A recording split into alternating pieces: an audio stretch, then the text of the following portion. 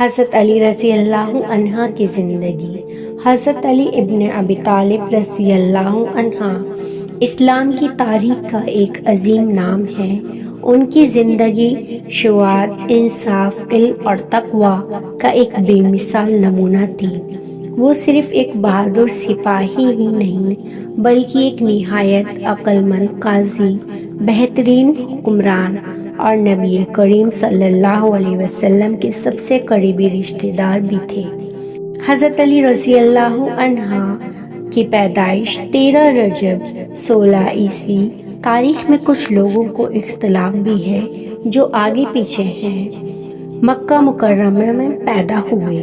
ان کے والد کا نام ابو طالب تھا جو قریش کے مشہور سرداروں میں سے ایک تھے۔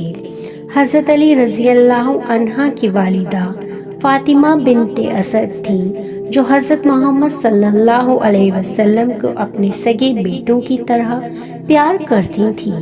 حضرت علی رضی اللہ عنہ کا گھرانہ عزت اور شرافت کا نمونہ تھا۔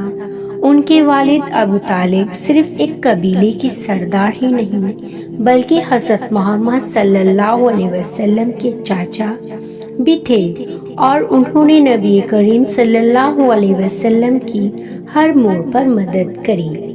لیکن جب مکہ میں قحط یعنی کہ سوکھا پڑ رہا تھا تو لوگوں پر سخت حالت آ گئی۔ حضرت محمد صلی اللہ علیہ وسلم نے سوچا کہ ابو طالب کا پریوار کا کچھ بوجھ ہلکا کرنا چاہیے، تو انہوں نے اپنے دوسرے چچا عباس رضی اللہ عنہ کے ساتھ مل کر فیصلہ کیا کہ وہ ابو طالب کے کچھ بیٹوں کی دیکھ بھال اپنی ذمہ داری پر لے لیں گے۔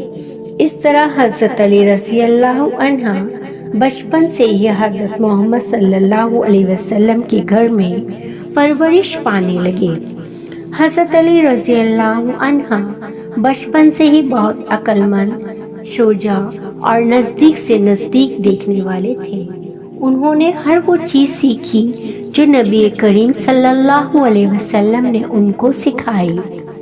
جب حضرت محمد صلی اللہ علیہ وسلم پر پہلی بار وحی نازل ہوئی اور انہوں نے اسلام کی دعوت شروع کی، تب دنیا کا پہلا مرد جو اسلام میں داخل ہوا وہ حضرت ابو بکر صدیق رضی اللہ عنہ تھے، اور پہلا بچہ جس نے اسلام قبول کیا وہ حضرت علی رضی اللہ عنہ تھے۔ ایک دن حضرت علی رضی اللہ عنہ نے دیکھا کہ حضرت محمد صلی اللہ علیہ وسلم اور حضرت خدیجہ رضی اللہ عنہا نماز ادا کر رہے ہیں۔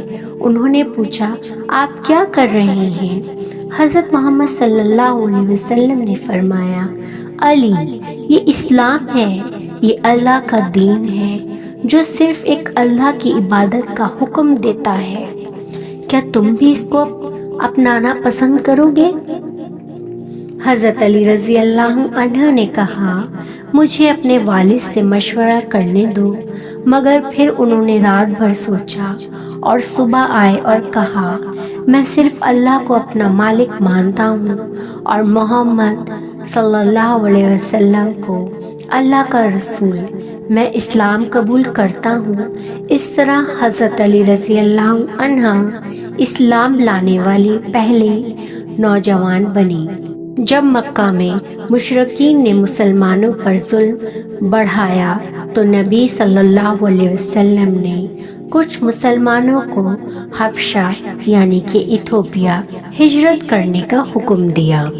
حضرت علی رضی اللہ عنہ مدینہ نہیں گئے بلکہ نبی صلی اللہ علیہ وسلم کے ساتھ ہی رہے۔ جب مشرکین نے حضرت محمد صلی اللہ علیہ وسلم کو قتل کرنے کا پلان بنایا تو حضرت علی رضی اللہ عنہ نے اپنی جان کی پرواہ نہ کرتے ہوئے رسول اللہ صلی اللہ علیہ وسلم کے بستر پر لیٹ کر ان کا بدل بننے کا فیصلہ کیا۔ جب مشرکین نے دیکھا تو وہ سمجھ رہے تھے کہ نبی صلی اللہ علیہ وسلم سوئے ہیں، مگر جب قریب آئے تو دیکھا کہ یہ علی رضی اللہ عنہ ہے۔ مدینہ میں ہجرت کے بعد حضرت علی رضی اللہ عنہ نے حضرت فاطمہ رضی اللہ عنہ سے شادی کی جو نبی صلی اللہ علیہ وسلم کی بیٹی اور سب سے افضل عورت تھیں۔ ان کا گھر سادہ اور قناعت پسند تھا، مگر محبت اور عبادت سے بھرپور تھا۔ حضرت علی رضی اللہ عنہ ہر جنگ میں سب سے آگے ہوتے۔ جنگ بدر، جنگ احد، جنگ خندق اور جنگ خیبر میں ان کی تلوار ذوالفقار نے دشمنوں کے دل ہلا دیے۔ خیبر کے قلعے کو جب کوئی نہیں توڑ سکا تو نبی صلی اللہ علیہ وسلم نے فرمایا، میں کل اس شخص کو جھنڈا دوں گا جو اللہ اور اس کے رسول سے محبت کرتا ہے اور اللہ اور اس کے رسول اس سے محبت کرتے ہیں۔ اگلے دن حضرت علی رضی اللہ عنہ کو جھنڈا دیا اور انہوں نے خیبر کا قلعہ فتح کر دیا۔ حضرت عثمان رضی اللہ عنہ کی شہادت کے بعد لوگوں نے حضرت علی رضی اللہ عنہ سے درخواست کی کہ وہ خلیفہ بنے۔ پہلے تو انہوں نے منع کیا، مگر پھر مسلمانوں کے اصرار پر قبول کر لیا۔ مگر ان کا دور میں بہت فتنے بڑھ گئے۔ جنگ جمل اور جنگ صفین جیسے دکھ بھرے واقعات ان کی خلافت میں ہوئے، مگر انہوں نے ہمیشہ انصاف اور حق کا ساتھ دیا۔ حضرت علی رضی اللہ عنہ کی شہادت رمضان 40 ہجری میں ہوئی، جب ایک شخص عبد الرحمن ابن ملجم نے ان کو فجر کی نماز میں قتل کر دیا۔ جب ان کا انتقال ہوا تو ان کے آخری الفاظ تھے، اللہ کی قسم میں کامیاب ہو گیا۔ ان کا عراق میں دفن کیا گیا اور آج بھی ان کا مزار وہاں موجود ہے۔ حضرت علی رضی اللہ عنہ کی تعلیمات، علم سے بہتر کوئی دولت نہیں۔ علم کی اصل عزت اس کا اخلاق ہے۔ ظلم کرنے والا، برداشت کرنے والا اور دیکھنے والا تینوں گناہگار ہیں۔ جو انسان اپنی عزت چاہتا ہے اسے دوسروں کی عزت کرنی چاہیے۔ حضرت علی رضی اللہ عنہ کی زندگی ہمیں صبر، عقل، شجاعت اور حکمت کا درس دیتی ہے۔ ان کا ہر قدم ایک مثال ہے جو ہمیشہ قائم رہے گا۔